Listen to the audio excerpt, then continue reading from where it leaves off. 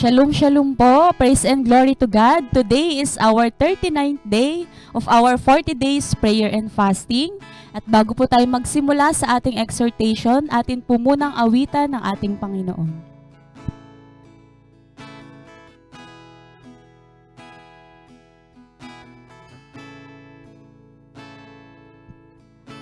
Ako'y nagtitiwala sa'yo, kalakasan ko'y nanggagaling sa'yo. Ako'y nagtitiwala sa'yo, salita mo ang tanging sandigan ko. Titiwala sa'yo, kalakasan ko'y nanggagaling sa'yo. Ako'y nagtitiwala sa'yo,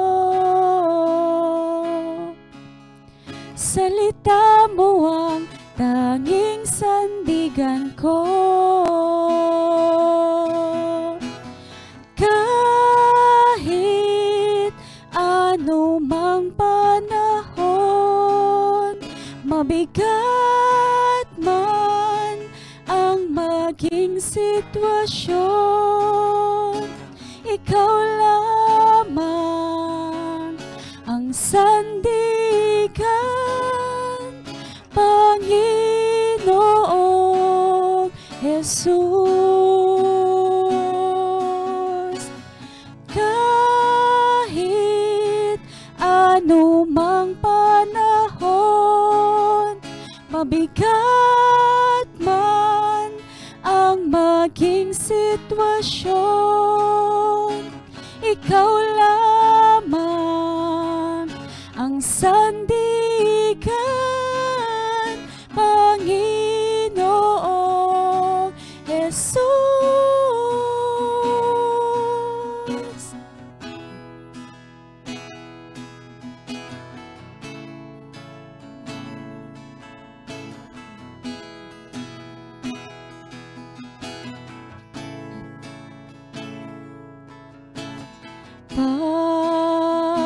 Pag-ibig mo ay sapat,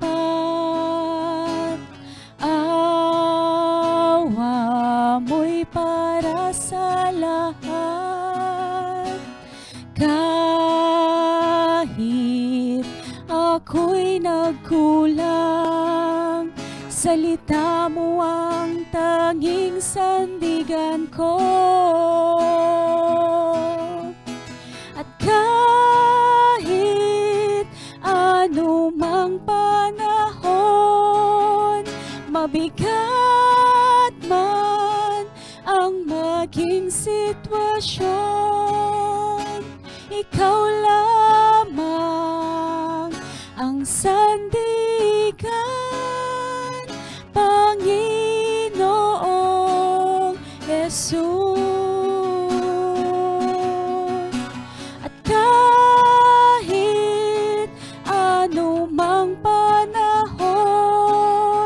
Mabigat man ang maging sitwasyon,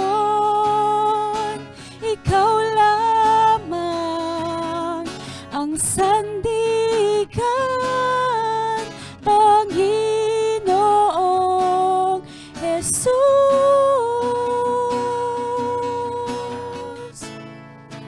Kahit anumang panahon, mabigat man ang maging sitwasyon, ikaw lamang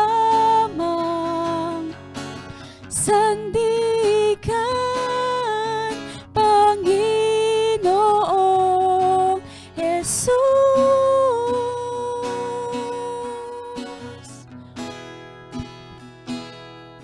Amen. Praise and glory to God po. And now, may I call on our brethren, Sis Jane, for the exhortation of the Word of God.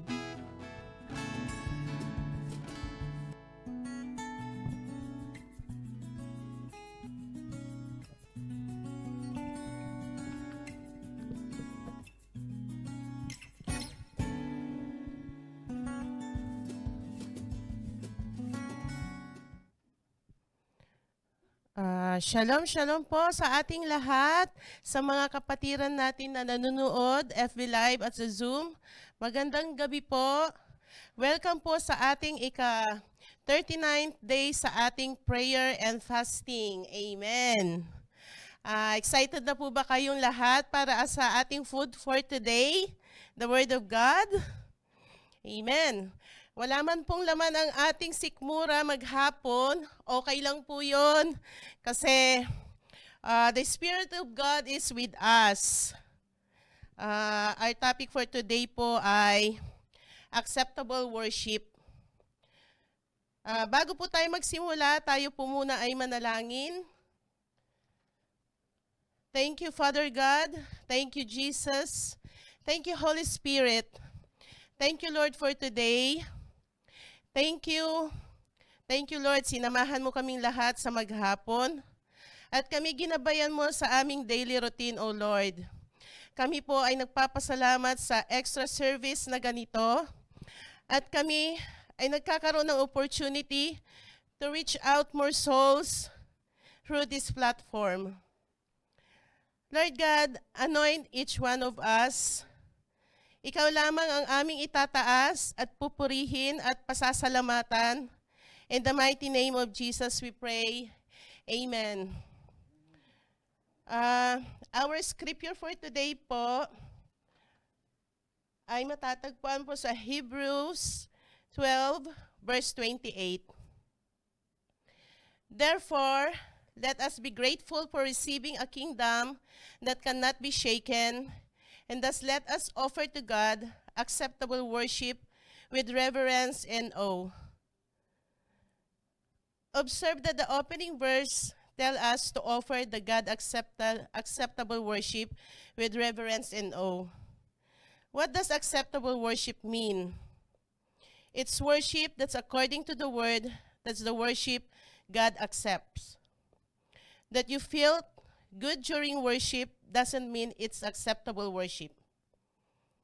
Many songs that may have sung through the years and have called worship were not worship at all.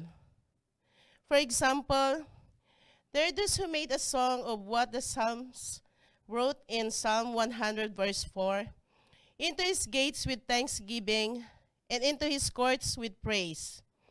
King David may have composed it, but today we did not enter into the presence of God. The day you were born again in the presence of God, that where you live. In fact, you carry the presence of God in you and with you. That's why when someone says, let's enter into his presence, I ask, where are you coming from? These distinctions may seem subtle, but they are far from mere semantics. True worship is not about emotions, singing, dancing, or having melodious tunes. It has to be according to the word. The Lord Jesus said, but the hour cometh, and now is, when the true worshipers shall worship the Father in spirit and in truth. For the Father seeketh such to worship him. John 4, verse 23. Someone says, but I worship with pure conscience. The danger lies in assuming that a pure conscience equates to acceptable worship. Your conscience will guide you based on the knowledge you possess. If your understanding is limited, your conscience will be limited. So it's an insufficient guide. The conscience, as the voice of the human spirit, requires training to the knowledge and understanding of the word to be able to be present to the Lord acceptable worship. Ano nga po ba talaga yung acceptable worship? It should be worship in truth and in spirit. Acceptable worship must be in truth. That is in accordance with what God has revealed to be the truth in His Word. Yun po ay yung, pag nag-worship po tayo, it's not just we sing. Kailangan po ay sincere po tayo sa ating ginagawa at isinasa puso po natin kasi hindi lang po tayo basta nag-worship. ito po ay pinapasalamatan po natin si God sa ating ginagawa. At that is in accordance with what God has revealed to be truth in His Word. Worship in spirit. It must be in spirit and good and proper condition of heart. Kailangan po talaga na yung puso po natin ay in good condition. Not in good condition po na tumitibok po siya ng tama. Dapat po nandun po yung humility, yung pagiging Christian po natin, that we know who God is. At meron po dito sa John 4 verse 23-24, but the hour cometh when the true worshipers shall worship the Father in spirit and in truth, for the Father seeketh such to worship Him. God is a spirit, and that worship Him must worship Him in spirit and in truth. As a worshiper po, kailangan talaga nating isa puso ang ating ginagawa para sa Panginoon. At kailangan po talaga na nilalakaran po natin yung Word of God. Kailangan po nating i-apply sa ating mga sarili. Kasi po, pag hindi po natin in-apply sa ating sarili, paano po natin i-share sa iba? Paano po natin may explain sa iba? At paano po maniniwala yung tao na pag-sharean po natin pag mismo sa sarili natin ay hindi natin ina-apply? Kailangan nating intindihin at unawain ang Word of God. At isa pa po, as a worshiper po, just like a prophet's job is to equip the people of the church to prophesy. So to a worshiper job is to equip others to worship. As a worshiper, we are the frontliners. Tayo ang nasa harapan, tayo ang nakikita ng mga tao sa church. Tayo yung role model. Kaya dapat talagang nasa atin yung humility. At isa pa, a great worshiper also should have a deep knowledge of God's word and theological truth. Jesus said, true worshipers will worship Him in spirit and in truth. The deeper you know the word of God, the more you can help your church see God for who He really is. Maging inspirasyon po tayo sa lahat. Amen. Yun ang, pag nag-worship tayo, dapat sincere. At talagang, gaya po ng sa akin po, ma-share ko lang po, when I started attending church service sa JCTD, pag nakikita ko yung mga worshiper, I really desire to be one of them. Talagang sabi ko, ang ganda-gandang tignan. Yun lang yung ano ko pa noon. Parang ganda-ganda kasi nasa harapan sila. Pero hindi pala ganun. Hindi pala ganun yun. Bilang isang worshiper, meron kang obligasyon sa church mo. Kagaya nga ng nasabi ko earlier na we should be the role model para sa church natin. Kasi tayo yung mas nakikita. Talagang dinesire ko na mapabilang sa mga worshiper. Kasi sabi ko, nakakatuwa na nasa harapan sila, kumakanta sila, napapanood sila.